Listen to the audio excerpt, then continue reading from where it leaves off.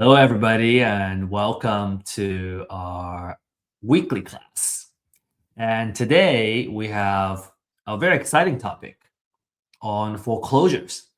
As you know, it doesn't really matter um, where we are in the world. It seems to me that wherever I travel, when I talk about foreclosure, everybody understands that foreclosure is the place where you can get the good deals, good real estate deals. It doesn't matter if you're in America, South America, Europe, Asia. Foreclosure is kind of the one of the most popular places where people know you can get the best deals, and everybody wants to know how they can participate. And because it seems like nobody really teaches you how you can win these deals at the auction. And today we're going to share some of these tips and secrets so you can be well prepared to win some of the deals for your next foreclosure auction.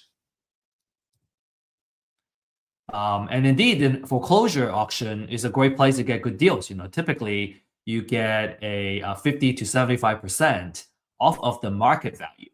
And so you can get a lot of lucrative deals at the auctions. In fact, I know some hedge funds actually specialize in buying at foreclosure auctions. And when you're buying at 50 to 75% of market value, you are already in the money, right? It's what we call you're in the money when you buy the property. So you stand to make a good profit.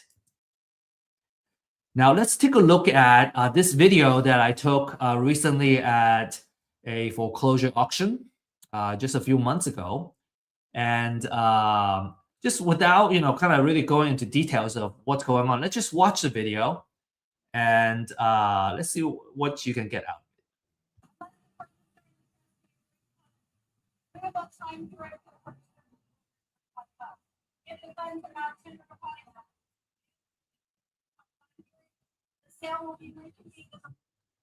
Okay, so that's basically it. I'm gonna cut it out. We're gonna go back to the beginning of the video here.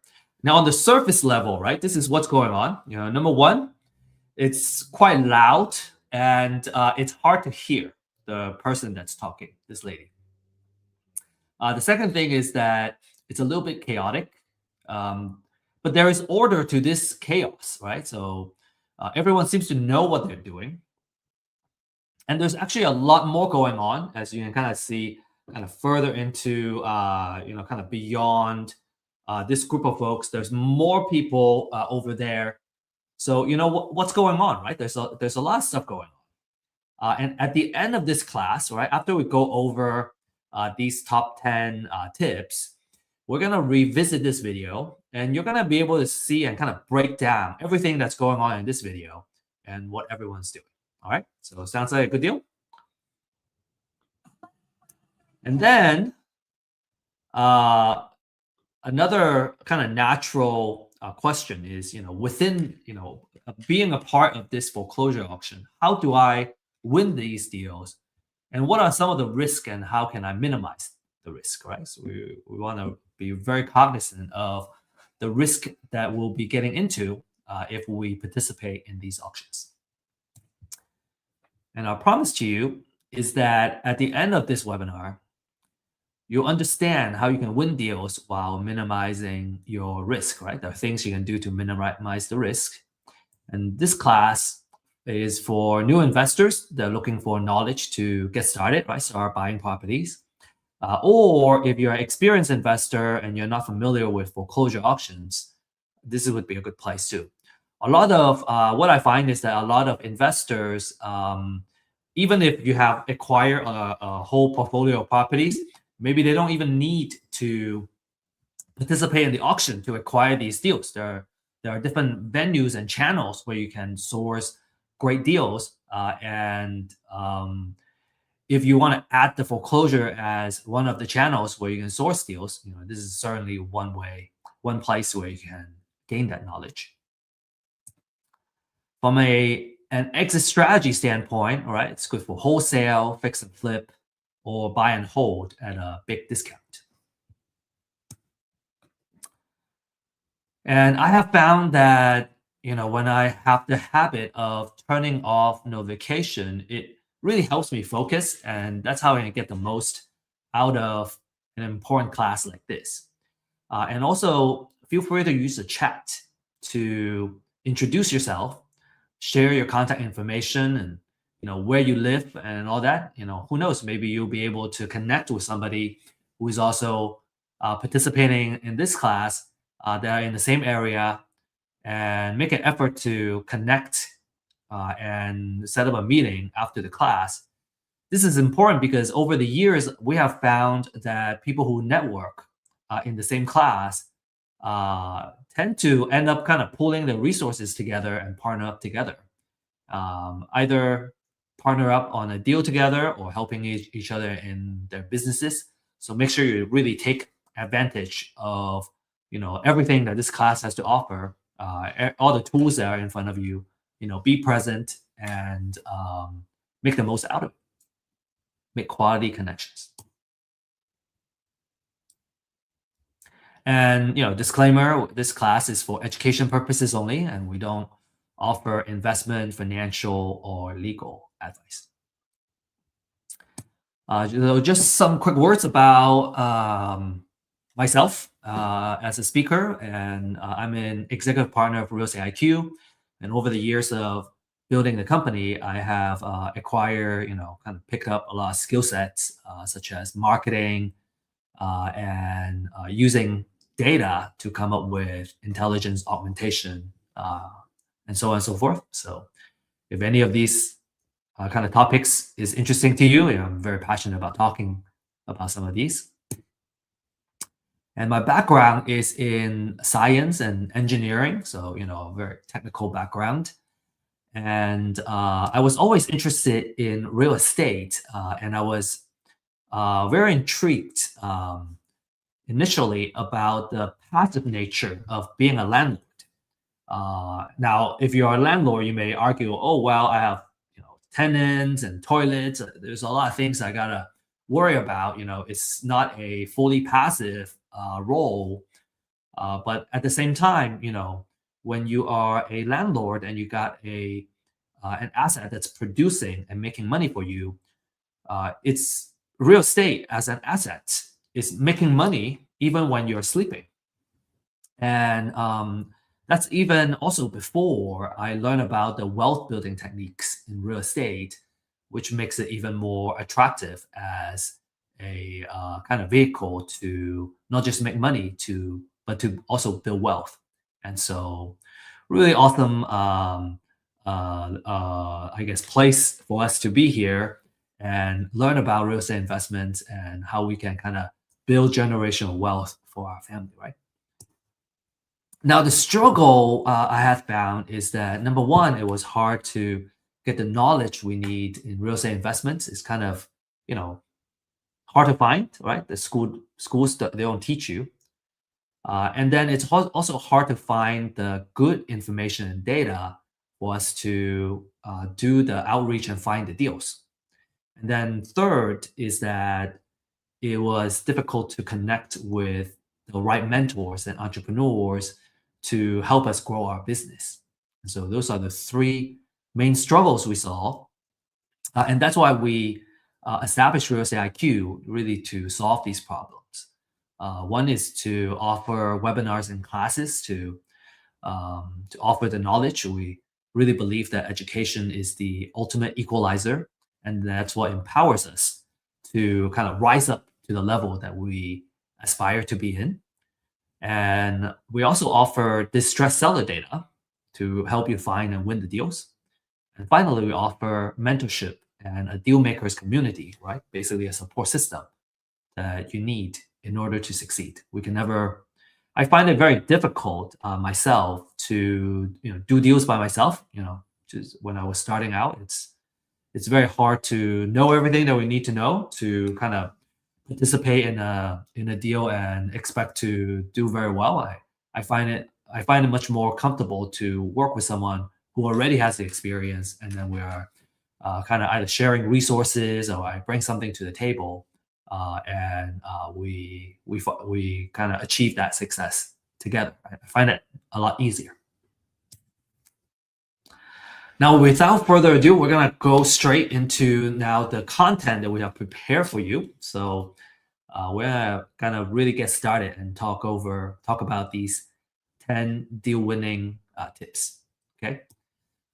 So first of all, there are two types of foreclosures. You may have heard about the bank foreclosure. Bank foreclosure is when the owner owes the bank money, uh, not able to afford a mortgage, for example.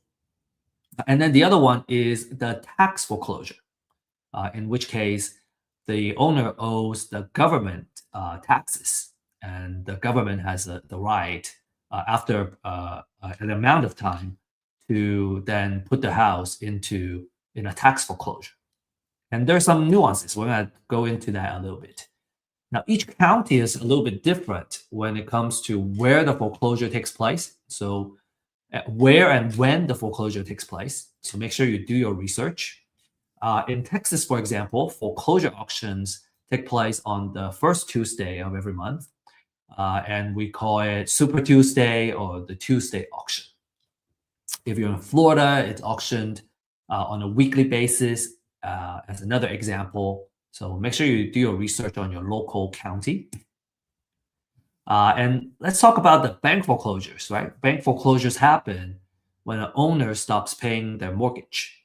And the lender, in most cases, it's the bank, right? Or it's a note servicer or note holder can reinforce the lien on the house to recover the loan balance. And the implication for investors is that you usually get clean title, except for unpaid property taxes or municipal liens, and there's little or no redemption period for the owner. Okay, obviously it varies by state, so you want to research kind of the redemption rules of your state. But in general, little to no redemption period. And then we're going to talk a little bit about tax foreclosures, but we're going to mainly focus on the bank foreclosures. Okay, tax foreclosures can get a little more complicated. This happens usually, it's triggered by unpaid property taxes, and usually they're like 2 to 3 years delinquent to kind of trigger that. And the government will force a sale, and it could be different parts of the government. It could be the county, right? It could be the city, or it could be the city, the school district that forces the sale. And as an investor, let's say you win, you win the bid, you don't get immediate ownership on the house. The original owner can reclaim the property, what we call within that redemption period, and that redemption period, again, also varies by state. So you want to, depending on what state you are participating in this, you want to do your thorough research. But within that redemption period, the owner can reclaim it by paying the purchase price and taxes and the penalty. So if you own that lien on this tax foreclosure, you make a little bit of return if the owner decides to reclaim the property. So you still make some money. But if you are mainly focused on acquiring a property for investment purposes, then you typically don't want to renovate the house until after the redemption period. So you want to be careful of that. Essentially, you're buying a redeemable deed and not the final title during the tax foreclosure. So pay a lot of attention to the redemption period when you participate in the tax foreclosures. And we prepared a side-by-side comparison between bank foreclosures and tax foreclosures. And you can take a look at, maybe take a screenshot of this slide. Now, for the purpose of this class, we're going to focus more on the bank foreclosures because the title side is a little bit easier, and most folks are more familiar with bank foreclosures and are more interested in bank foreclosures.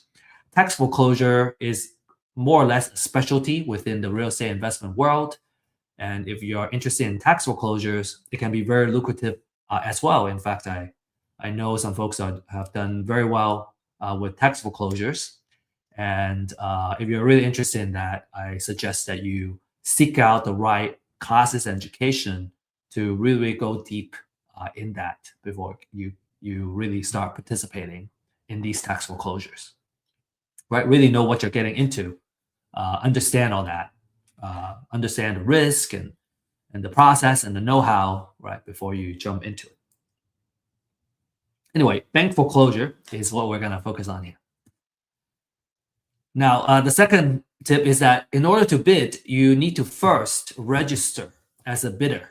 Okay, so you don't just show up and then you go, oh, I'm gonna bid on the house on the property on the house. You need to register first. Okay, in order to bid. Some of you may know of auction.com or some other auction websites. Okay, so in order to, some of the houses either they are go into the auction at physically or like kind of in person at the county county courthouse, or they are being auctioned off online as well. So auction.com, for example, or like you maybe Xome, XOME.com is another example. For auction.com, in order to register as a bidder, you will need to transfer $1,000 first. And that $1,000 is refundable, but you need to kind of show that you are, I guess you got to put some money in the game in order to participate in the bidding. Okay, next, let's talk about the foreclosure process, right? And here we're going to focus more on, like I said, on the bank foreclosure process. So for the bank foreclosure process, the borrower becomes delinquent in terms of their mortgage payments, and usually, more than 4 months of mortgage payments. This will start kind of trigger the foreclosure process. The lender will order a trustee to send the letter of demand. And when that happens, the borrower has at least 30 days to pay off the delinquent payment. Or what happens is there will be a notice of default that gets filed and an intent to accelerate the mortgage note. And then it takes about 20 days for that to happen. And after the cure period expires, right, when the borrower kind of misses that cure period, then the lender gets to file a notice of sale. And we're going to take a look at an example of the notice of sale in a little bit. And that happens at least 21 days before the next auction.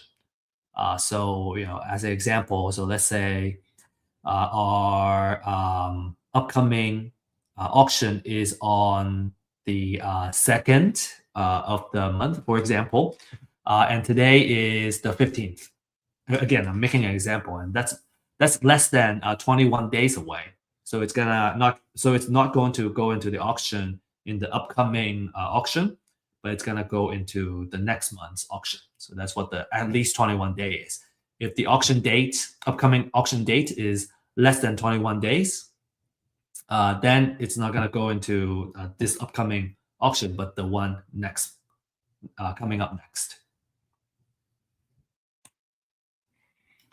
And the property will get auctioned typically at a courthouse step. Again, every county is different. Some counties have it in a conference center. They have a lot of properties going to auction. Some counties, are in a courthouse, in front of the courthouse. And a lot of times it's kind of outdoors too. So like the video that I shared earlier is actually outdoors, which is why it was so loud. There was a lot of traffic, noises, and then people kind of talking over each other too. It's typically, between 10 and 4 p.m., 10 a.m. to 4 p.m. And so it's either gonna get sold to the highest bidder, or it gets reverted back to the foreclosing lender and becomes a real estate owned property, REO.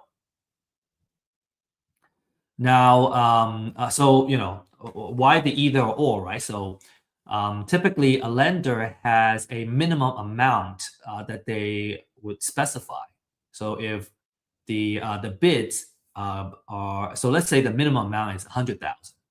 If all the bids are under that $100,000, then the property is gonna revert and go back to the lender. But if the bids go above that minimum, in this case, 100,000, let's say the bid went up to 120,000 to the of the highest bidder, then the house is going to go to the bidder that bids 120,000 because it's already above that minimum amount specified by the lender. Okay, and if you have questions, if I didn't explain a particular concept very clearly, feel free to post your questions on the chat, and we can discuss more after, and we can discuss your questions. Okay, number 4, we gotta know how to find properties going into the auction. This is public data, public information, but it's not easy to find, right? The information is not easy to find. So we're gonna, share with you how you can find this information. Okay, so what you want to do is to Google, and you can either Google, the name of your county, notice of sale, or the name of your county, foreclosures. And usually it will pull up the right link. Some counties may be a little bit harder to find, but if you just dig in a little bit further, you should be able to find the right website and find kind of figure out where you can find these foreclosure notices. You can also find it at the courthouse. It gets posted in front of the courthouse as well, and it'll be kind of on paper. You have to flip through all of them and maybe take pictures of them. If you can find them online, well, they're going to be digitized, and it's going to be a lot easier to locate the information that you need. So a notice of sale looks like this. This is an example of a notice of trustee sale. You get the foreclosure date here. What time, right? This one says it's between 10 and 4 o'clock. Beginning not earlier than 1 p.m. and not later than 3 hours later. So actually, it's between 1 and 4 p.m. Right? So if you want this particular house, you want to show up between 1 and 4 o'clock. You don't have to be there for 6 hours. That's good. That's good news. And then you have about 3 hours there, and you got to figure out who the trustee is and all that stuff from here. And then you get the property address, the legal description, and everything. So a lot of information are on this notice of sale.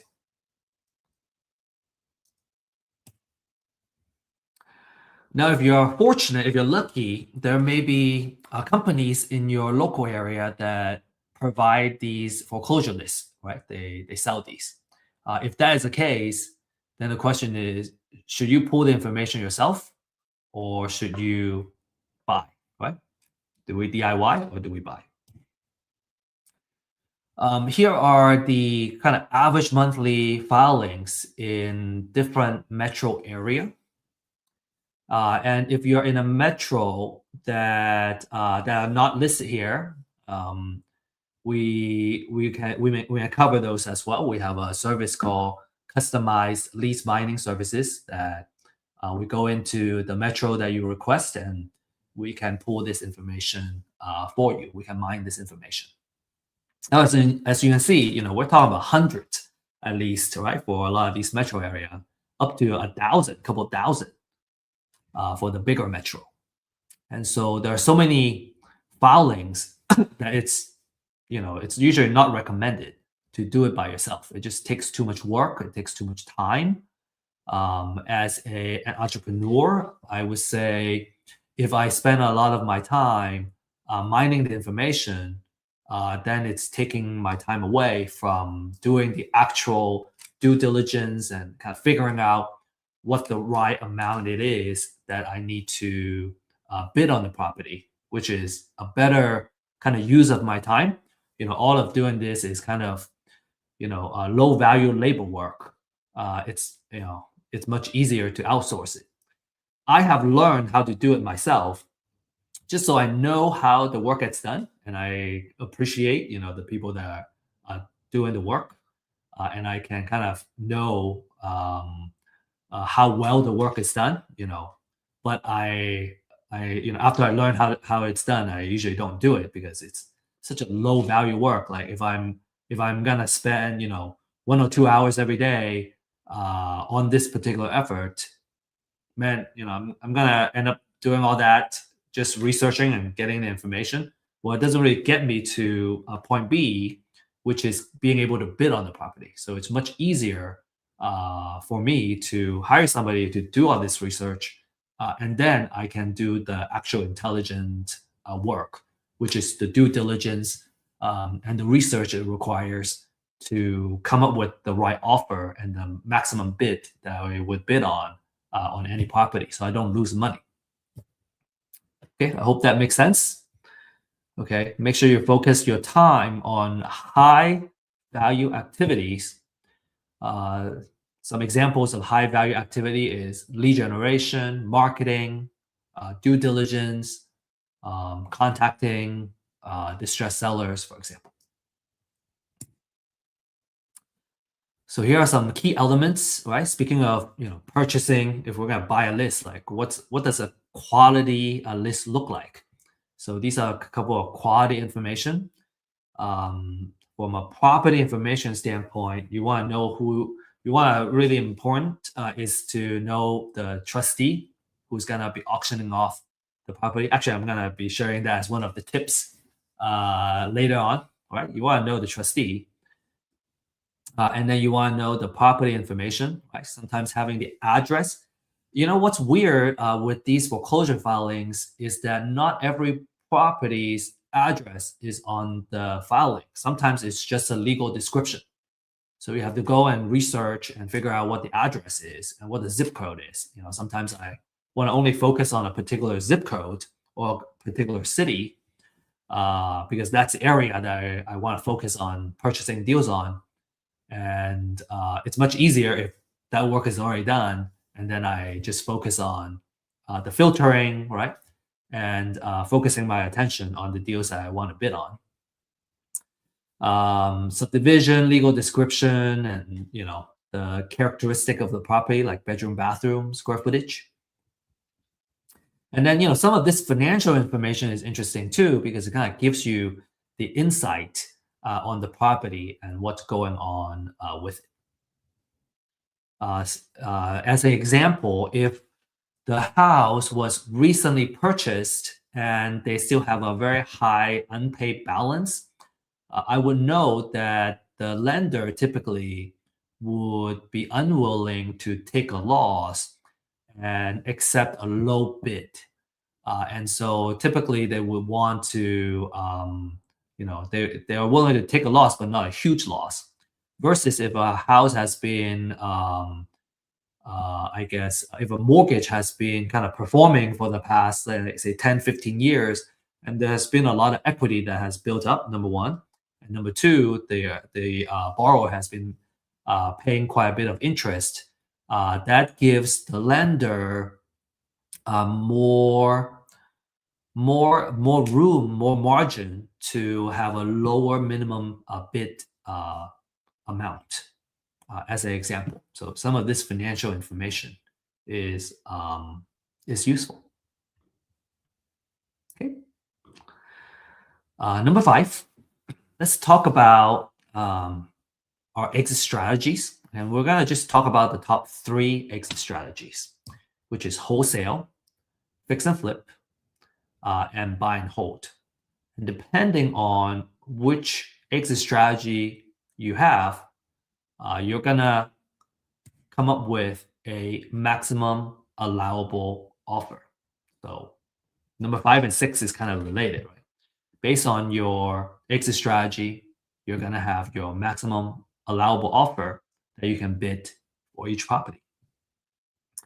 And we're gonna talk about buy and hold first. Okay, so let me share an example. Some of you may have seen this slide before. We have kind of we share this as an example in couple of our classes to really home in on the buy and hold strategy. So for buy and hold strategy, what we want to do is to follow the 1% rule of thumb.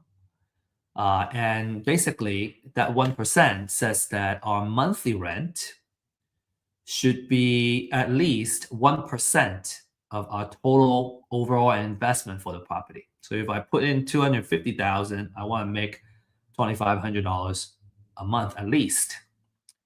Now, the way we do that is we want to come up with an estimated rent, and that's by doing a comparative market analysis, right? So I want to know in the area how much the rent is going for in that typical area. So let's say it's giving me 2,500 a month right now. That means the most I would invest in the property is 250,000 to fit that 1%. Okay, so I kind of back myself into this. And in this example, if the repair budget, right, how much it costs to kind of fix up the house is $20,000, then the most I would offer is 230,000 because I got buy it for 230,000. I have to add $20,000 to fix up the house. The total out of pocket is 250, or total investment is 250, and then it's covered by the 1% rule, right? 2,500 rent. You may have a question about wholesale fee. We're going to talk about it when we talk about wholesale, but this is what the number will look like. Now, in the next slide, we're going to go over this, why this 1%, right? Why that 2,500? So as an example, the 2,500 will cover mortgage, property taxes, insurance, if there's HOA, and obviously there's always some level of maintenance on the house. And so after you subtract all that, you can earn a decent monthly cash flow, right? So that's how much you earn as how much cash you collect as a landlord. So what's really cool is that as a landlord, this is one house, right? This is how much I'll cash flow from one house. If I have 10 of these, then I'll make 5,750 a month, which is roughly 69,000 a year. If I have 20 houses, then I'll make 138,000 a year. And that's a pretty good way to kind of make money by just letting an asset, right, producing for you. And I think that's all I'm going to talk about for this. Just a very last comment is that for buy and hold is a wealth generator. You got a couple of things working for you. You got cash flow, which I just shared, right? From a monthly rent, I get a cash flow. I also get appreciation, which hedges us against inflation. So two types of appreciation. One is a natural appreciation. That's kind of inflation, right? And then a forced appreciation means that I'm fixing up the house to improve the value of the property. So that's what forced appreciation means. We also get tax savings from depreciation, mortgage interest and operating expenses. And then we also get to pay down the loan every month. So we're building up equity. So 4 things kind of working for you to build that wealth.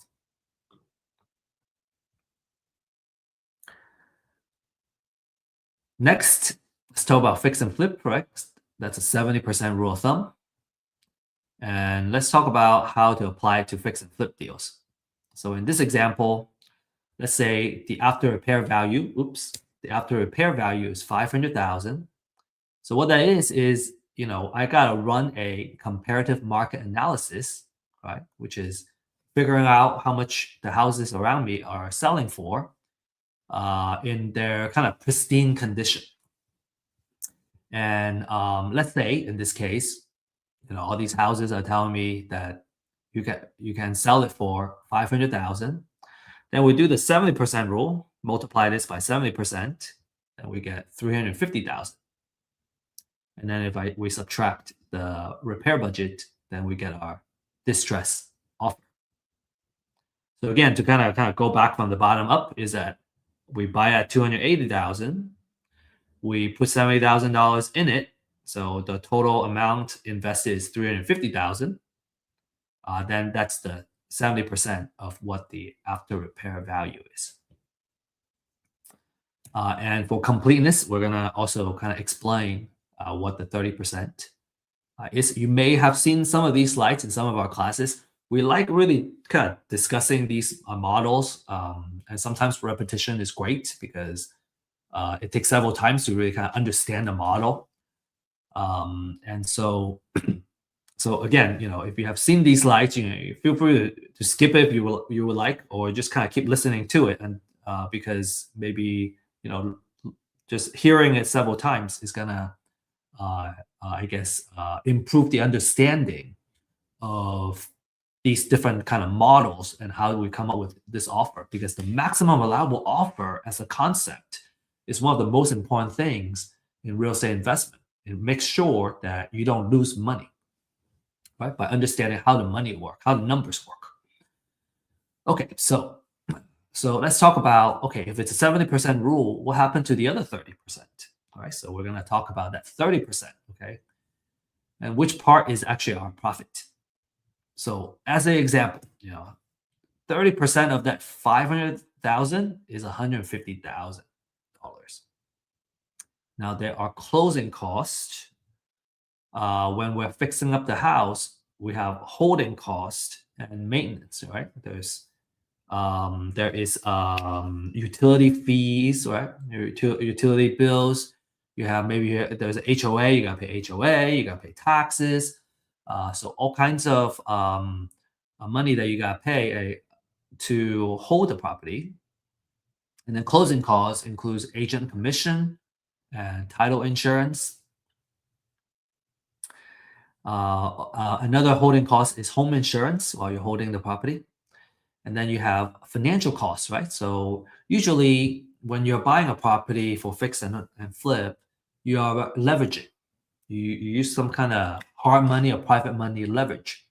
And because of that, it's a short-term loan that has a relatively higher interest that allows you to get financing without the stringent requirements from the bank. So you can leverage someone else's money to make money. And a lot of folks are very glad to kind of pay for this additional financial cost because you get to kind of leverage someone else's money to make this profit. And if you run the math, you see that a certain amount of leverage actually makes sense for those that kind of embrace debt and embrace good debt to produce profits. So without diving too much into it, let's say you get financing from a hard money lender or private money lender to do the fix. Well, you have to pay the interest and on the money that you borrow, and also the fees that you incur. And so let's say you subtract all that. Well, you still make a good, $90,000, which is a very handsome profit. And that's a fantastic return for just one project, right? So imagine doing 2 projects or 4 projects a year. Fix and flip as a business can be very lucrative. And last but not least, I want to talk about the wholesale model. And what you do is you're buying the house at a low enough price to sell it to other investors. So you either sell it to a buy and hold investor, or you sell it to a fix and flip investor. And in the 2 scenarios, right? Let's say I want to sell it to a buy and hold investor. Well, in the previous example for buy and hold, I need to add my wholesale fee here before I put in the offer. So typically, we say about $10,000 on average of wholesale fees is a good number to make. So let's say I want to make $10,000, then I put it in here, and instead of offering 230,000, I offer 220,000. So if I'm acquiring it at the foreclosure auction, and I want to make my wholesale fee the maximum I would bid on is 220,000. And if I can win the house for say less than that, right? Let's say I won the bid at 200,000. Well, I can charge as much as $30,000 in wholesale fees and still be able to help the buy and hold investor make money. And that's a really cool place to be. Right? You don't you don't necessarily make 10,000. Maybe you can unlock a way to make $30,000 for the deal, $100,000 for the deal, depending on the deal. And if you sell it to a fix and flip investor, then you use the same kind of structure for that formula. You use the 70% formula. And let's say in this case, I want to make $20,000 in my wholesale fee. Well, then in that case, the maximum I would bid is 260,000. Or again, if I won this deal at 200,000, well, then I can make a wholesale fee of $80,000, and the fix and flip investor can still profit, and they don't mind. They will still appreciate a good deal. And so as a wholesaler, you can see that you might be able to kind of make a lot of money on one deal if you acquire it at a low enough a price. Cool. I hope that makes sense. Again, if you have questions, feel free to ask questions. And we have weekly office hours that you can join if you prefer like a one-on-one kind of let's go over the actual numbers. Now, another thing I want to kind of share with you is that these numbers are kind of idealized numbers, right? In real life, it's not that pretty and all well-rounded. And there are some fees here and there, right? That changes the actual number. And so in a real life case, you may see that the numbers may look slightly different. And that's natural. We're just trying to kind of simplify the concept into something that's easy to understand. And in a real life case, based on the different kind of fees and what the situation is, what the interest rate currently is, and so on and so forth, the actual number is going to be different. But what I think these examples serve really well is that by understanding the 1% rule of thumb for buy and hold and the 70% rule of thumb for fix and flip, your 99.9% of the chance of the cases, you'll always make money, right? You won't lose money if you do the right things and you follow this formula.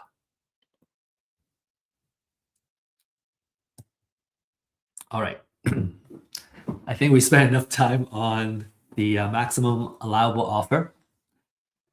So we're going to talk about number 7, okay? Got to do your real estate valuation. So that's another big fundamental skill set for a real estate investor is being able to do a really good high fidelity real estate valuation. And there are 2 important numbers that you want to get really good at doing. And it's usually it's the same process, right? Using real market data to come up with number 1, after repair value, right? That's what we need for a kind of fix and flip number. And you got to know the market rent, which is good for buy and hold. And usually when I kind of evaluate a deal, I kind of always like to look at both of these numbers because it will tell me which exit strategy works best and which strategy, if it's flexible, right? If both strategies work, that's gonna tell me, hey, this is a really awesome deal, and maybe one or the other numbers work better. One or the other exit strategy works better.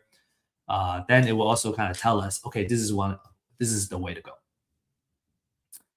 Another maybe a little more advanced items is that in addition to market rent, there's also short-term rental or like mid-term rental or co-living model, right? So you can potentially create more cash flow as a than a market rent. When we talk about market rent, we're looking at long-term rental, long-term rent. We're not going to talk about all these kind of short-term rental and potential higher cash flow scenario. In this case, really it's because when you're running a short-term rental, you're kind of running an accommodation, a hospitality business, and when you are doing long-term rental, you can very easily outsource it to a property manager, and you have really good occupancy usually instead of a short-term rental. It's you have occupancy type of a situation or occupancy kind of factor they gotta factor in. So to kind of keep things a little more organized, right? We're gonna focus more on the long-term rental. And for real estate valuation, what's important is to run a comparative market analysis, or what we call a CMA. So looking at the market, right? All the comparables that are on the market, how much do they sell for? How much do they sell for? That's going to give me the ARV after repair value. How much do they rent for? It's going to give me the market rent. And we're going to just talk a little bit briefly about best approaches to CMA. So best approaches to CMA is these couple of things to kind of set up the parameter, right, on which ones are comparable, right? The keyword is comparable for a CMA. You want to know, you want to look at the distance, right? How far? If it's too far away, maybe it's not a comp anymore. You want to look at recency. Recency is how recently the house was last sold. If it was sold 5 years ago, that's not really market value data anymore. You want it to be as close as possible. Ideally, the last 30 days, the last 90 days would be really good, because the real estate value and real estate prices is seasonal. So the more recent, the better. Typically 90 days. You want to look at square footage, right? A small house, a cottage, and a big mansion. Completely different type of valuation. A year built, right? Obviously a new house and a house that was built in 1920s, completely different material, age and all that stuff. So you want to be kind of similar. And then ideally you want the houses to be in the same subdivision, because they tend to be in built by the same or similar builders, and they're true comparables. So some rule of thumb, and these are just kind of guidance. We put 1 mile for distance. Ideally, it's actually a quarter mile if possible. Recency, at most 360 days, but ideally 90 days. Square footage is plus and minus 20% of the house that we're trying to evaluate. So if the house is say 2,000 square feet, then you're gonna go. You want to pick out the comparables that are 1,600, between 1,600 and 2,400, which is within that plus minus 20% of 2,000. And then year built, as an example, let's say it was built in year 2000. You go from 1990 to 2010. And then you try to choose the same subdivision if possible. Then you're going to choose the best 3 to 4 comparables as the basis to come up with your valuation for the ARV after repair value, and also for the market rent. So so I guess, maybe just to elaborate a little bit more, for after repair value, I'm looking for sold prices for the houses that have been sold in the area. For market rent, I'm looking for leased prices for the houses that have been leased in the area. Okay, let's move on. Number 8, you gotta know how to minimize your risk. 3 key questions that you need to answer. Okay, number 1, is the house is still there? If there are times where the house goes into a bank foreclosure, tax foreclosure, but actually there's no house there anymore. It's just a plot of land. And if you're bidding on the property as if the house was still there, and you're bidding, you put down a big bid on the house, and there's no house, then you're going to stand to make a big loss. Okay. The way to mitigate that risk is to hire someone to take photos for you. The market a price that I know of is that it's about $25 per property. You can hire someone to take a photo. So based on the photo, you can see the condition, or if the photo has no house, you know that there's no house there. The second one, what other liens are also on the house?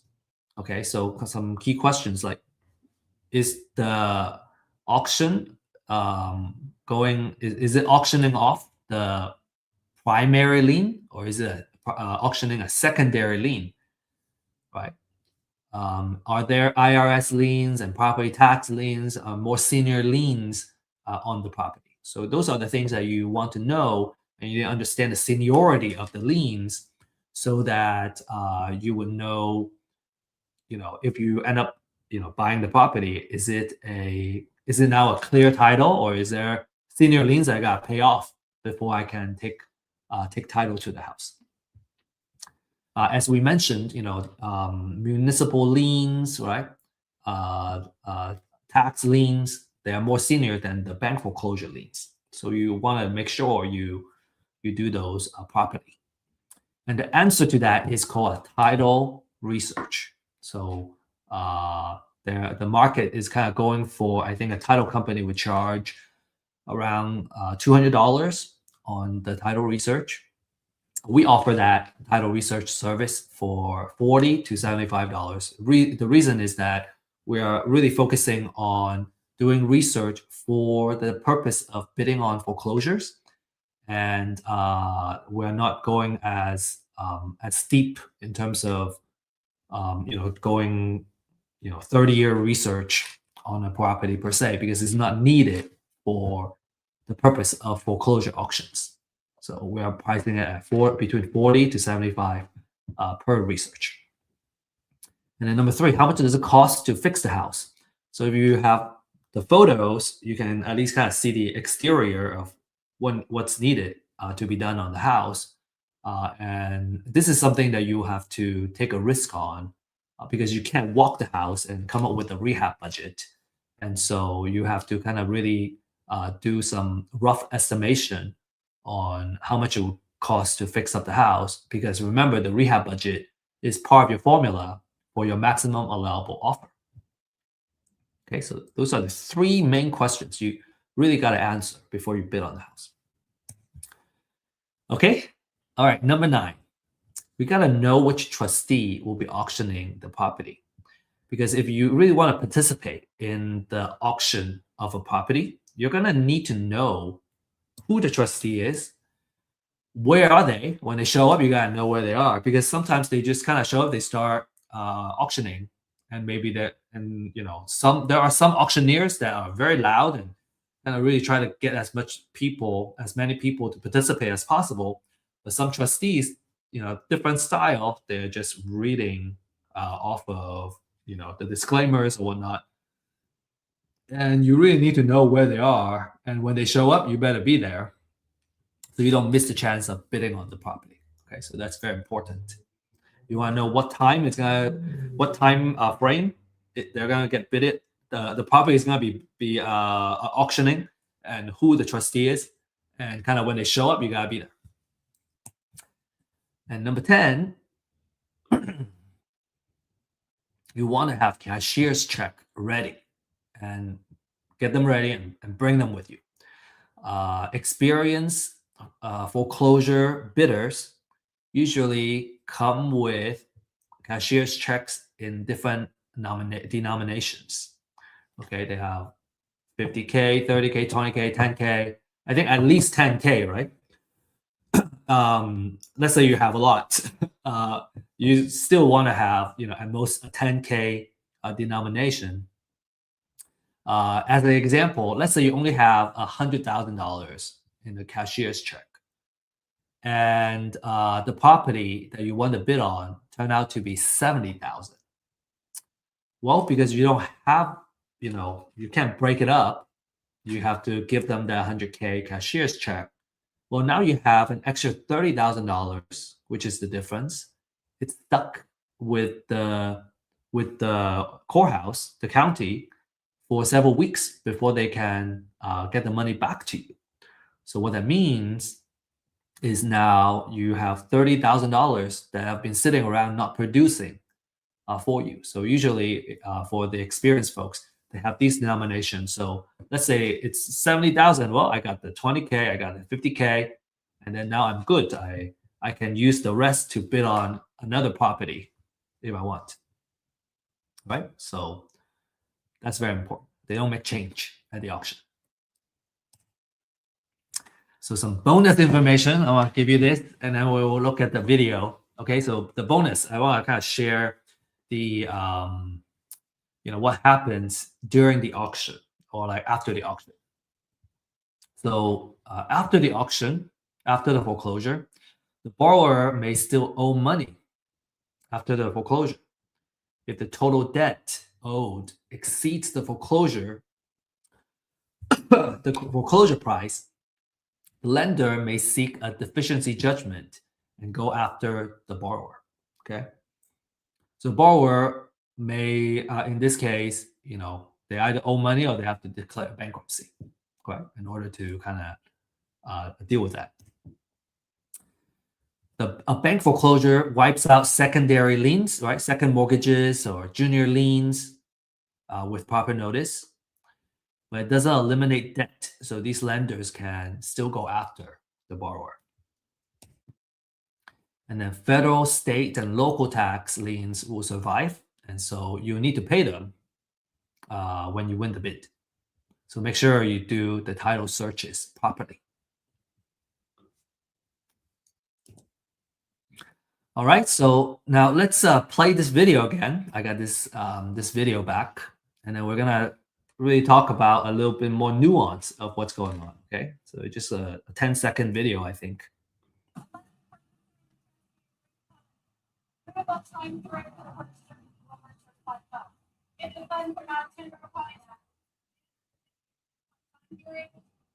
Okay, so this is what's going on. This lady is announcing disclaimers before she starts auctioning the property, and she has a stack. She actually has, this I guess a binder with different properties that she's auctioning off, and she's gonna read it off one by one as we go, and then the folks that are sitting on the other side, they're the ones that are gonna bid on the property if it's the right property that they want to bid on.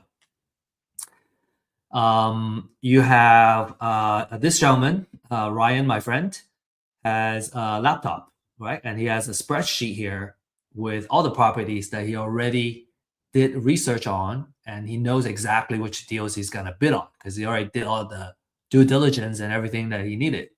This lady, I also spoke with her afterwards. She has a paper version, and then she has highlighters and everything, right? And she's striking off properties and kind of notating them as the auction happens. And then there's other folks that are also participating. So people come prepared, right? They did their homework already. They brought their printout or laptop, and they know how much they're gonna bid on the property. All that work is already done before the auction. So they're only going to the auction to bid on the property and basically trying their best to win a property or two or more during the auction.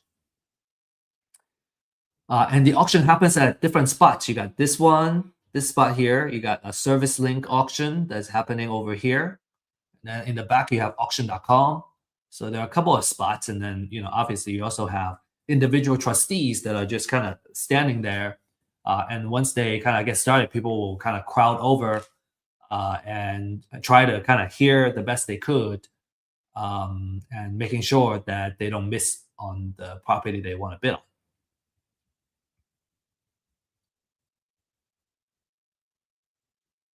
Okay.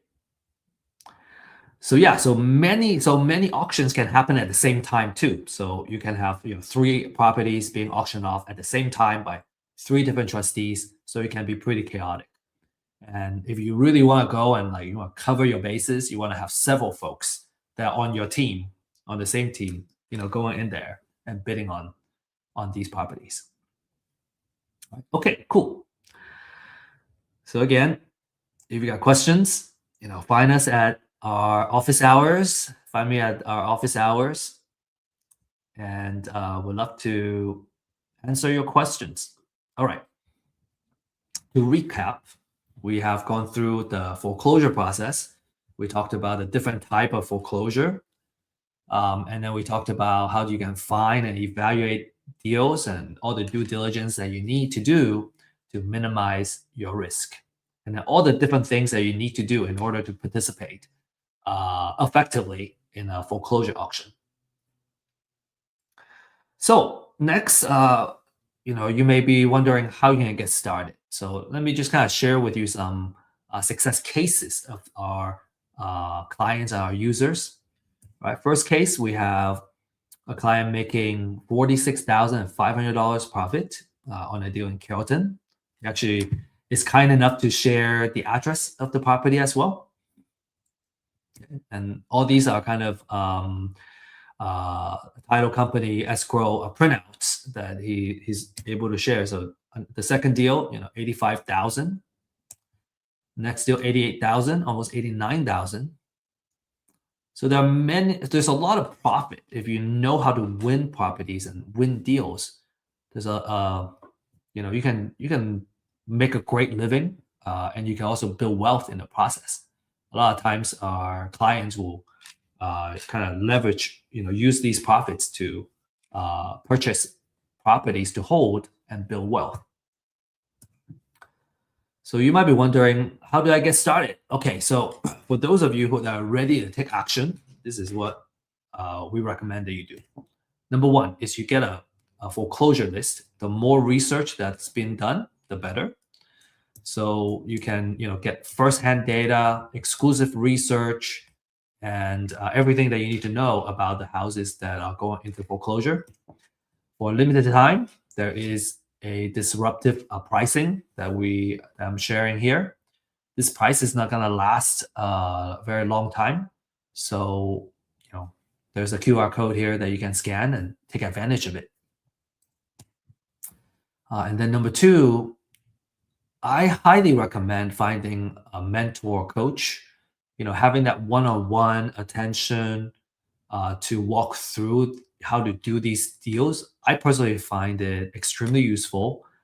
I don't even know how to do it another way. It seems to me that when it comes to kind of these high value, high ticket deals, just having someone to walk you through it, someone that you trust, obviously, to kind of walk you through the first couple of deals until you learn the rope. I think I would even argue that it's necessary, like, having someone that kind of hold your hands and kind of show you the way. So we have a deal accelerator program that if you choose to participate, that's what we designed the program to do, is to give you that one-on-one hand holding and training and mentorship to get the deals done, get a couple of deals under your belt, and then you become a deal partner where we do deals together. This program is more appropriate for those that have already been through a training and coaching program and need more one-on-one attention in order to make a deal happen. So just kind of keep that in mind. And then step number three, do your due diligence. Right, you gotta get photos, right? Do the comms, and learn how to do a rehab budget, and then also title research. And as I mentioned, we offer title research services to help you economically, do the searches on any property that you choose to, and at a much more affordable price than a title company, for example. And then finally, when you're ready, go to the foreclosure auction and join the fund. We may see you there. Okay, to before we end, share a couple more success stories here. Jordan, being a client for Real Estate IQ for in a month, he closed 2 deals and made $60,000. And Salvador, first deal, 30,000. And Ismail, consistently, getting deals and an average of 8,000 per deal, a total of 80,000 in the past 10 transactions. That's pretty good, right? Pretty good profit. So again, if you're ready to take action, you can scan this QR code to get started. Schedule a 30-minute in-depth consultation on what Real Estate IQ has to offer to help you find deals and win your first deal. And if you are not ready to kind of actively get started, but you want to continue to learn through seeing real cases and real deals, then you need to join our weekly Thursday program. This is at 11 a.m. Central Time. We kind of decided that was the best time because I think across the United States, doesn't matter what time zone you're in, that's a really good time to participate.